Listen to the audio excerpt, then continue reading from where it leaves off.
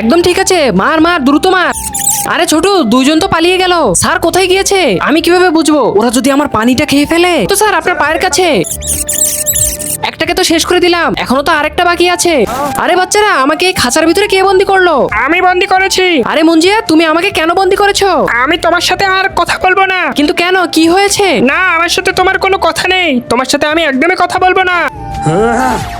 আরে চিঙ্কিয়া, এটা কি করলি? আরে স্যার, মুঞ্জিয়ার চেয়ে এখন এই মনস্টারগুলোকে ধরা আমাদের জন্য বেশি ইম্পর্টেন্ট। এই মনু, তোর ব্যাগটা নড়ছে। স্যার, আমি এক্ষুনি চেক করছি।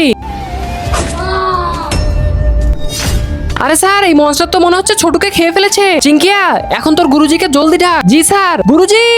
আরে গুরুজি, আপনি এই মাঠের ভিতর থেকে কিভাবে বের হচ্ছেন? তোমার সকল ইচ্ছাগুলো কিন্তু শুধুমাত্র মহান আল্লাহ তাআলা পূরণ করতে পারবে। যার কারণে এই ভিডিওতে একটি লাইক করে চ্যানেলটি সাবস্ক্রাইব করে দাও এবং কমেন্ট করো আলহামদুলিল্লাহ। চিঙ্কিয়া, আমি নতুন জাদু শিখেছি। ঠিক আছে গুরুজি, কিন্তু এই মনস্টারটাকে তো আগে ঠিক করেন। ঠিক আছে চিঙ্কিয়া, আমি এক্ষুনি ঠিক করছি। বন্ধুরা, তোমরা যদি পার্ট 2 দেখতে যাও তাহলে অবশ্যই লাইক এবং সাবস্ক্রাইব করে রাখো।